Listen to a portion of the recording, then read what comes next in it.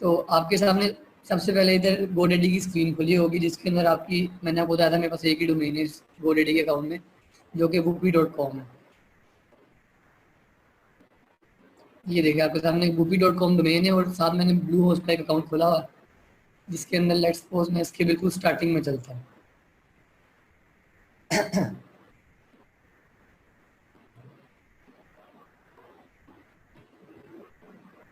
तो ये हमारी होस्टिंग आ गई, ये हमारी डोमेन आ गई GoDaddy पे। अब हमने करना क्या है जी, कि हमने इसको कनेक्ट करना है ब्लू होस्ट के साथ। तो मैंने आपको पहले बताया था हमने जाना है डोमेन्स में। डोमेन्स में इधर ही आपको शो कर रहा होगा कि ये देखिए, ये डोमेन में आपको शो कर रहा है कि कौन कौन सी डोमेन इसके साथ ऐड होने। दो तरह की डोमेन्स होती है, एक होती है एड ऑन डोमेन, एक होती है प्राइमरी डोमेन। प्राइमरी डोमेन वो होती है कि लेट्स सपोज अगर आपने एक होस्टिंग पैकेज बाय किया है जिसके साथ आपको एक ही डोमेन मिलनी है, तो वो प्राइमरी है। अगर आपने एक होस्टिंग पैकेज बाय किया जिसके अंदर आप मल्टीपल डोमेन अटैच कर सकते हो, तो जो मल्टीपल डोमेन आप लेट्स सपोज कोई नहीं ऐड करोगे, वो आपकी एड ऑन डोमेन होगी। जो आपको साथ परचेज आपने की है वो आपकी प्राइमरी डोमेन होगी। तो इसके अंदर कोई कंफ्यूजन नहीं है।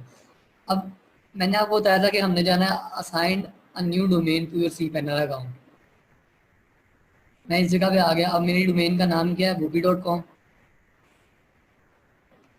मैंने इसको कॉपी किया। इधर वो कह रहा है कि वो कह रहा है कि आप बताओ कौन सी डोमेन यूज़ करनी है। मैंने कहा मैं एक नई डोमेन यूज़ करना चाहता हूँ। डोमेन में मैंने अपनी डोमेन का नाम लिख दिया, whoopee.com आ गया।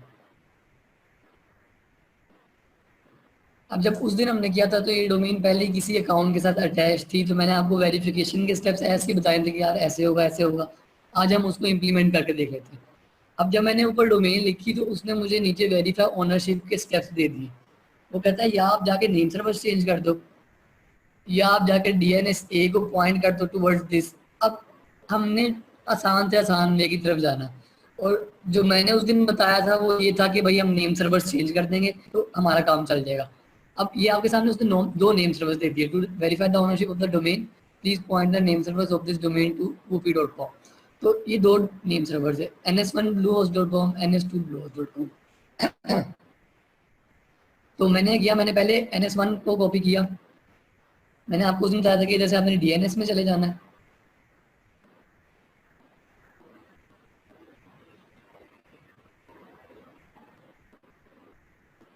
ये इधर से हम DNS में आ गए। तो उस दिन मैंने कहा था कि इधर चेंज की ऑप्शन होती है, उस दिन हमारे पास नहीं थी क्योंकि हमने रिसेंटली मैंने अभी अटैच किया था।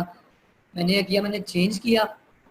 अब अगर मैं ये जो पहले से इधर नेम सर्वर्स पड़े हुए हैं, ये डिफ़ॉल्ट नेम सर्वर्स हैं। जब आप कोई डोमेन बाय करते हो तो उसके जो नेम सर्वर्स होते हैं ये वो हैं, लेकिन हमें इसको रीडायरेक्ट करना है टुवर्ड्स द होस्टिंग। तो इधर मैं चेंज करूँगा और डिफ़ॉल्ट की जगह कस्टम कर दूंगा। अब वो मुझसे कह रहा है कि यार आप दो नेम सर्वर्स ऐड करो, कौन से आपको मिले। मैंने फर्स्ट नेम सर्वर में पहला पुट कर दिया, जैसे मैंने दूसरा कॉपी किया, ये दूसरा आ गया। इसको मैं सेव कर देता हूँ। ये अब आपके नेम सर्वर्स रीडायरेक्ट हो गए हैं। अगर मैं इधर रहता हूँ तो मैं इसको रिफ्रेश करता हूँ तो ये आपका इधर से होगा, domain is currently associated to but an unassigned account. अब इसका इशू क्या है कि मैंने ये पहले एक उसके साथ अटैच की थी। तस्वीर में से एक मिनट जरा,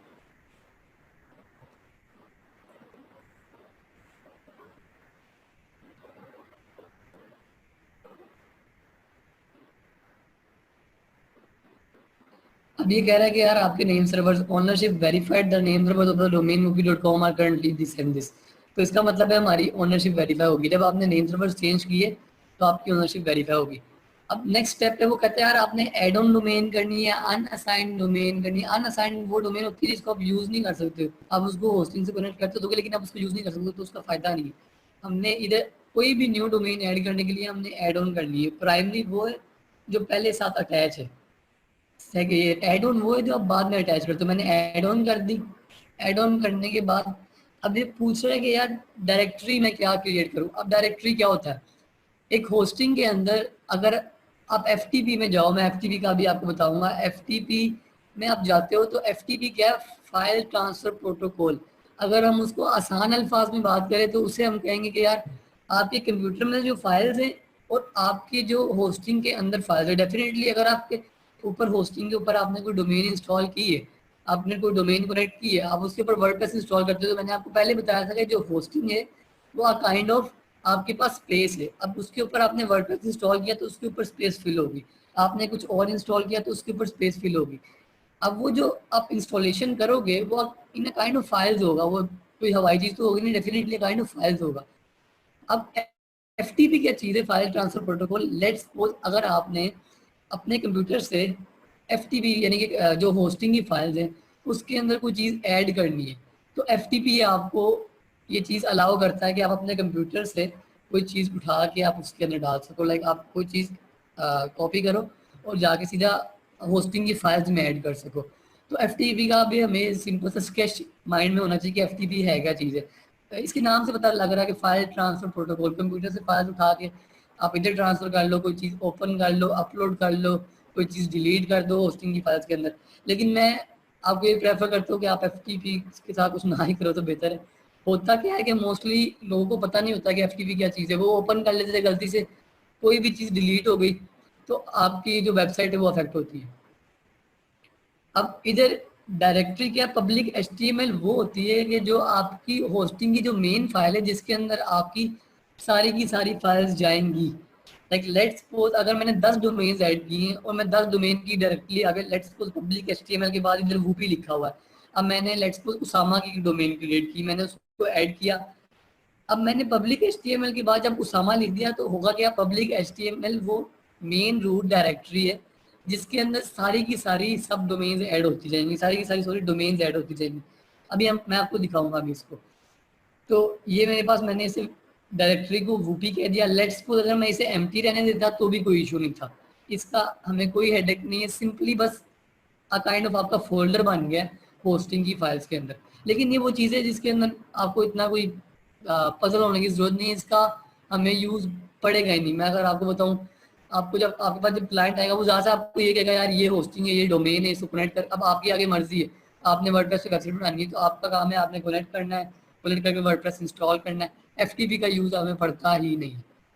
चलो तो अब मैंने इधर मैंने अपने पब्लिक एचटीएमएल के बाद मैंने इस फोल्डर में अपनी वो लिख दी। और अभी हमें सब डोमेन नहीं बनानी है। सब डोमेन मैंने आपको उस दिन बताया था कि सब डोमेन होता क्या है। लेट्स सपोज अगर आपके पास एक क्लाइंट आता है, वो कहता है यार मेरे पास एट द मोमेंट डोमेन और होस्टिंग नहीं है और मैं चाहता हूँ कि यार आप अपनी डोमेन पे बना दो और फिर बाद में आप अपनी जो डोमेन से फाइल्स हैं वो ट्रांसफर कर देना टूवर्ड्स माय अकाउंट। लेकिन अब मैंने आपको बताया था कि हर बार आप नई डोमेन तो खरीदोगे नहीं, आपके पास इंशाल्लाह 100 क्लाइंट्स आता है तो 100 की 100 डोमेन आप खरीदोगे नहीं, तो हम सब डोमेन बनाते हैं। लेकिन अभी हम डोमेन ऐड ऑन करवाए तो हमें सब डोमेन की जरूरत नहीं है, मैंने इसलिए सब डोमेन का इधर से फोल्डर खत्म कर दिया, मैंने असाइन दिस डोमेन पे क्लिक कर दिया।